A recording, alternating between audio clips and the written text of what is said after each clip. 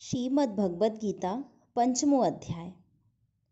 यहाँ पर अर्जुन बोलते हैं श्री कृष्ण से, हे कृष्ण, आप कर्मों के संन्यास की और फिर कर्मयोगी की प्रशंसा करते हैं, इसलिए इन दोनों में से जो एक मेरे लिए भली भांति निश्चित कल्याणकारक साधन हो उसको कहिए। तो श्री कृष्ण बोले, कर्म संन्यास और कर्मयोग ये दोनों ही परम कल्याण के करने वाले हैं, परंतु उन दोनों में भी कर्म संन्यास से कर्मयोग साधन में सुगम होने से श्रेष्ठ है। हे अर्जुन, जो पुरुष ना किसी से द्वेष करता है और ना किसी की आकांक्षा करता है, वह कर्मयोगी सदा सन्यासी ही समझने योग्य है, क्योंकि राग द्वेष आदि द्वंद्वों से रहित पुरुष सुखपूर्वक संसार बंधन से मुक्त हो जाता है। उपयुक्त संन्यास और कर्मयोग की को मूर्ख लोग पृथक पृथक फल देने वाले कहते हैं, ना कि पंडित जन, क्योंकि दोनों में से एक में ही सम्यक प्रकार के स्थित पुरुष दोनों के फल रूप परमात्मा को प्राप्त होता है। ज्ञान योगियों द्वारा जो परम धाम प्राप्त किया जाता है, कर्म योगियों द्वारा वही प्राप्त किया जाता है। इसलिए जो पुरुष ज्ञान योग और कर्म योग को फल रूप में एक देखता है, वही यथार्थ देखता है। परंतु हे अर्जुन, कर्म योग के बिना संन्यास अर्थात मन, इंद्रिय और शरीर द्वारा होने वाले संपूर्ण कर्मों में कर्तापन त्याग प्राप्त होना कठिन है, और भगवान स्वरूप को मनन करने वाला कर्मयोगी परम ब्रह्मा परमात्मा को शीघ्र ही प्राप्त हो जाता है, जिसका मन अपने वश में है, जो जितेंद्रिय ज्ञानेंद्रिय एवं विशुद्ध अंतःकरण वाला है, और संपूर्ण प्राणियों का आत्मरूप परमात्मा ही जिसका आत्मा है, ऐसा कर्मयोगी कर्म करता हुआ ही लिप्त नहीं होता।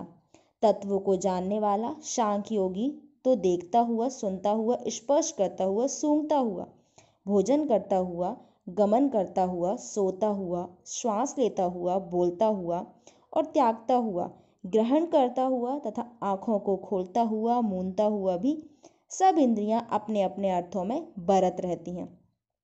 इस प्रकार समझकर निसंदेह ऐसा माने कि मैं कुछ भी नहीं करता हूँ। जो पुरुष सब कर्मों को परमात्मा में अर्पण करके और आसक्ति को त्याग कर कर्म करता है, वह पुरुष जल से कमल के पत्तों की भांति पाप से लिप्त नहीं होता। कर्मयोगी ममत्व बुद्धि रहित केवल इंद्रिय, मन, बुद्धि और शरीर द्वारा भी आसक्ति को त्याग कर अंतःकरण की शुद्धि के लिए कर्म करते हैं। कर्मयोगी कर्मों के फल का त्याग करके भगवत प्राप्ति रूप शांति को प्राप्त होता है, और सकाम पुरुष कामना की प्रेरणा से फल में आसक्त होकर बनता है। अंतःकरण जिसके बस में है, ऐसा सांख्य योग का आचरण करने वाला पुरुष ना करता हुआ और ना करवाता हुआ ही नव द्वारों वाले शरीर रूप में घर में सब कर्मों को मन से त्याग कर आनंद पूर्वक सच्चिदानंद परमात्मा के स्वरूप में स्थित रहता है। परमेश्वर मनुष्यों के ना तो कर्तापन की, ना कर्मों की और ना कर्म फल के संयोग की ही रचना करते हैं, किंतु स्वभाव ही बरत रहता है।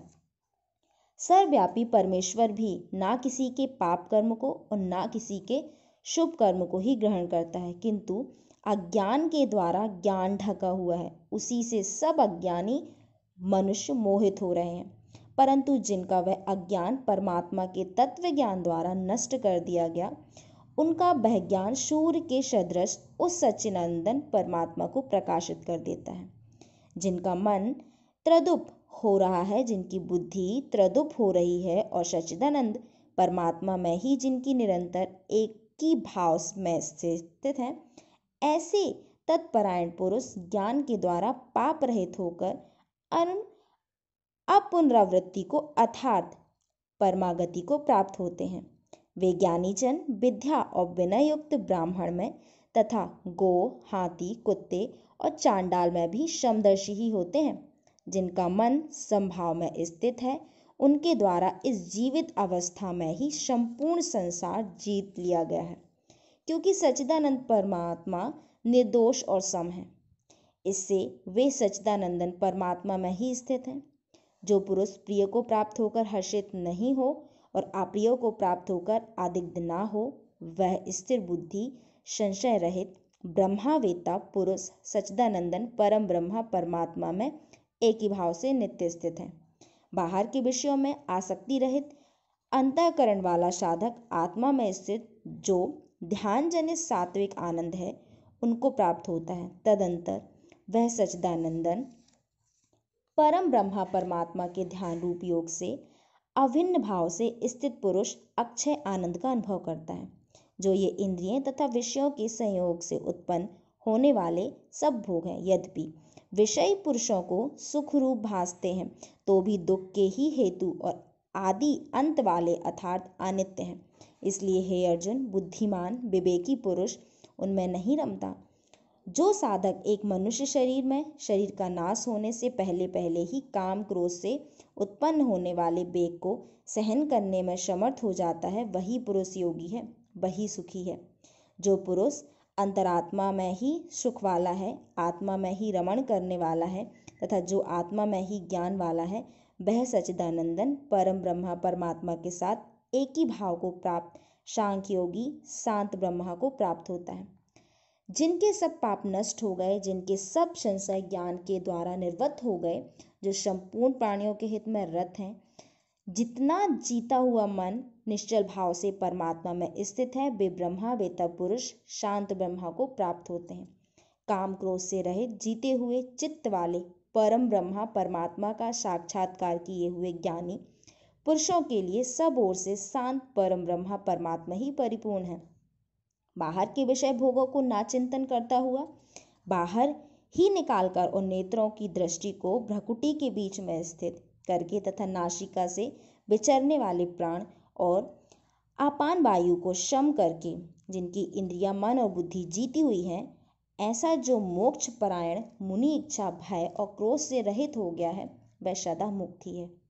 मेरा भक्त मुझको सब यज्ञ और तपों का भोगने वाला संपूर्ण लोकों के ईश्वरों को ही ईश्वर तथा संपूर्ण भूत प्राणियों का सुखद अर्थात स्वार्थ रहित दयालु और प्रेमी ऐसा तत्व से जानकर शांति को प्राप्त होता है।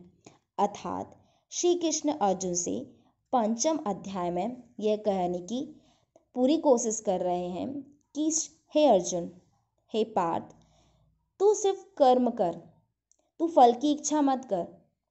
जिस प्रकार कर्म, श्री कृष्ण कहते हैं कि कर्म हमारे हाथ में होता है लेकिन उसका फल हमारे हाथ में नहीं होता है। तू सिर्फ कर्म कर, तेरा कर्म ही पाप नहीं है। अगर तू कर्म करता है तो तुझे पाप नहीं लगेगा, क्योंकि कर्म से बढ़कर कोई भी यहाँ पर पूजा नहीं है, जैसा कि इस पंचम अध्याय में श्री कृष्ण ने यहाँ पर उपदेश देते हुए कहा है।